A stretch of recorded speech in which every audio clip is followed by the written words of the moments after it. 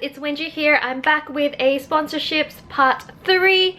I'm just really aware of where my cats are because this is on a very ghetto tripod. And if you watch my vlog, you'll see how ghetto this tripod is. And yeah, if they're stepping on this table, psh, dead.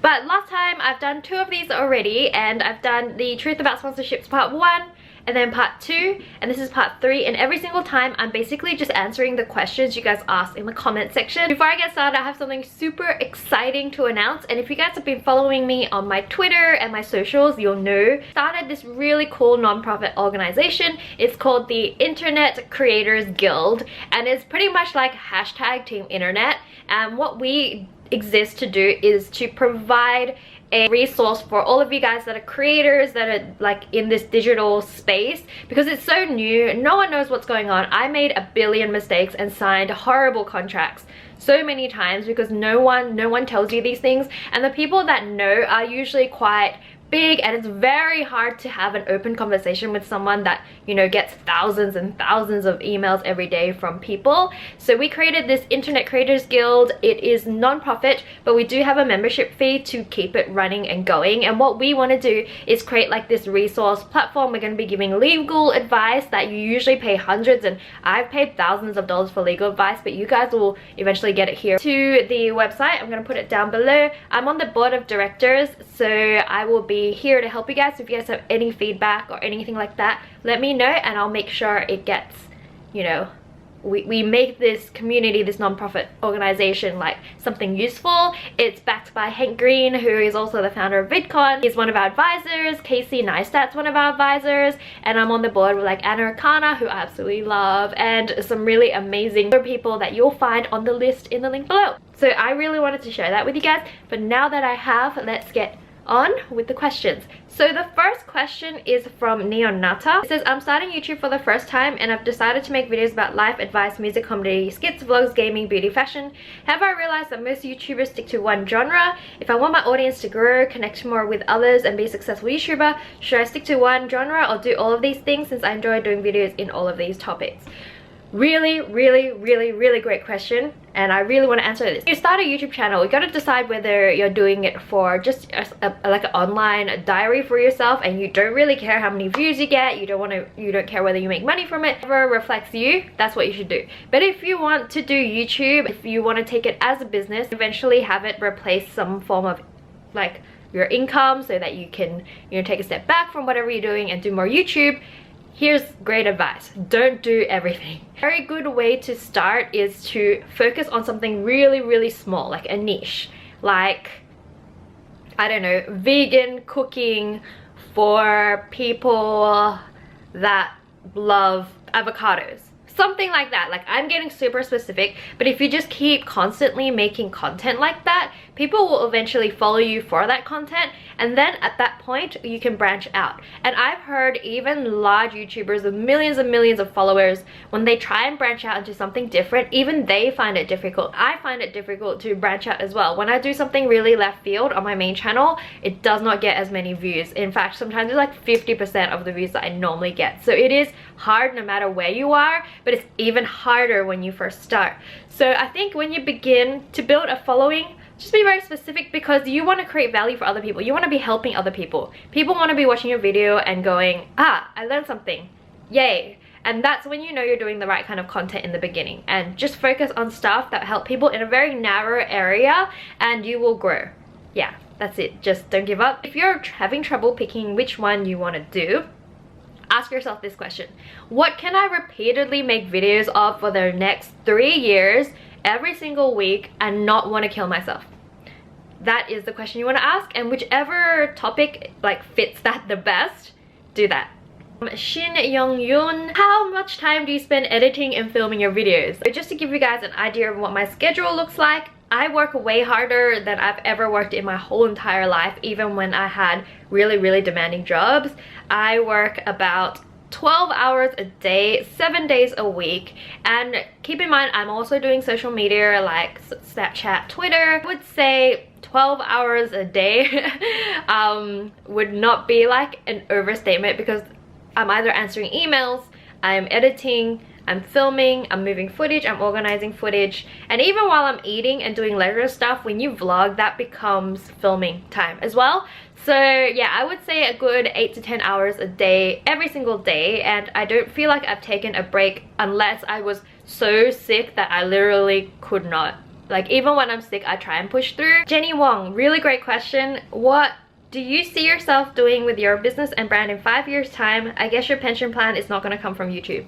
So true. I do not have a pension plan here. I'm not getting like that extra 10% of superannuation we get here from our employers. I don't get sick leave, I don't get annual leave, I don't get any of that. So that's a really good question, and for those of you guys wanting to make YouTube a career, that is something you got to consider. Even though you may be making big bucks, you are not making all the other stuff that other employees are making in their jobs. So when you become like, when you're retired and you're older, like 50 or 60, when it's time to retire, you realize you'll have a lot less if you waste all your money that you earn. So make sure you save it or do something wise with the money that you do make. 5 years time, I'm actually involved with a few exciting projects. For me, YouTube is great, but I see myself as a business and I want to do as many things as possible with it and not just YouTube. YouTube is a great channel. It gives me cash flow while building other things, and it gives me money that I can invest into other business ventures. So right now I have kind of 3 partnership things going, 1 major one and 2 other really great, awesome, exciting ones that I'm doing. I haven't like perfected it, so I haven't launched it yet, but I'll make sure you guys are the first to know on this channel when I do launch it. But yeah, I am making like an actual traditional business and using my YouTube as like a channel to promote it or do market research. In 5 years time, hopefully I'll be doing YouTube as well and getting other people to maybe help me edit or produce the videos, and then I can like move on and do more of this kind of business stuff because I feel like it's really interesting for me and it's just a good experience. Simply Leica just asked for tips for small YouTubers, and I'm so glad I'm your lock screen. Thank you. Call yourself small YouTubers. I think that makes you feel small. I think you guys are just like beginning and growing and learning. For you guys, use this whole period to experiment with your content because you have a lot less to lose when you put something out than someone that has like millions of subscribers watching their every move like a hawk already. It's a perfect time to find yourself, discover yourself, work with your content, figure out what kind of content maker, what excites you. Think of it as like a learning thing. Like with any job, you gotta do like internships, you gotta like have experience, right? So when you're small, think of it as, hey, this is my couple of years to learn, and if it takes off, then everything I've learned in these couple of years is gonna serve me well when I'm there. Yeah, that's my tip for you guys. Question, STW Hitomi channel asked me, did you make the opening song yourself? Well, I sang it and then I sent it to my friend who's a music producer and asked him to create a little like music track behind it. So that's how that came about. I just sang it out of nothing. Like I was just, yeah, this sounds good. So a question by Richard Vocal, I really want to answer this, is why do so many YouTubers ask us to like their videos? How does liking the video benefit them? We don't get paid for likes. We get no financial benefit from the likes.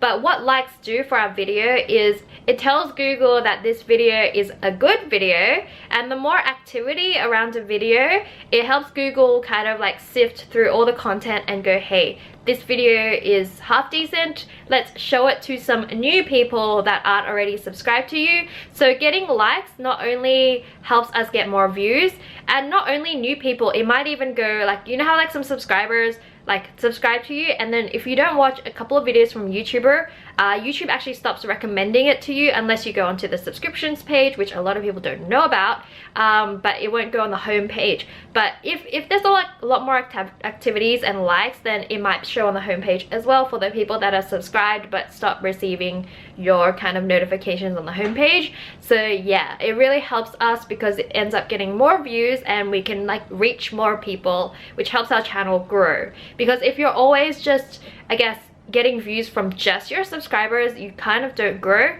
So you need to kind of branch out, and those likes really help us. So yeah, please give us likes. Sky Ent asks, hey Wenji, I'm curious about the YouTube Adsense program. Can you tell me what it's about and what process I need to do for it? Okay, so YouTube Adsense is basically a program you apply for to receive money from ads you run on Google and on the Google network. So it's not just YouTube, it is If you have a blog and you run Google ad units on the blog, you get money through AdSense. If you have a YouTube channel, you get money through AdSense. So any kind of advertising type that Google has on their network, you receive the money through your AdSense account, and it's kind of just like an account for them to keep track of how much money they owe you. And then what you do with the AdSense account once you apply for it is you link it to your YouTube channel, because you could have multiple channels linked to one AdSense account. So the AdSense account is kind of like your bank account, and then everything else is like where you make the money for this bank account, like for the money to go in. So you'll link your YouTube to your AdSense, and there would be a little button on the settings on your channel to link it, and Google it if you can't figure it out, because I have like tutorials and instructions. And then you can like link your blog if you're running any Google ad units on your blog to this AdSense account, and once it's all linked, you'll have everything there, and that's how Google pays you. And in your AdSense account, they'll ask you for like your payment information. I'm sure in US you might be able to do direct debit. I'm not sure. In Australia, I think it's like check only. We never get anything great here, so I'm not too sure. And the other thing is, I actually am running my channel through an MCN. So when someone joins like a MC, like a multi-channel network, like Full Screen, Maker, Collective, like one of those, like Freedom, there's like a billion. If you join one of them, your payment doesn't go through AdSense anymore, it goes through them. So I have an AdSense account because I do have a blog as well, which I make like probably like 3 cents from a month. So I never ever check it, but I get my money from my MCN. So yeah, that's how it's different for me. With regards to the terms of AdSense, I'm not too sure. I'm not a legal person, so I would go ask a lawyer. I'm gonna end it there, and I'm gonna be doing the next episode next week. So if you guys have any more questions for me to answer next week, leave it all down below, and you can see it's getting super dark. So I will see you guys soon. Bye! Today I'm gonna be doing a Q&A from your questions in the comment section, so let's go. So the first question is, how much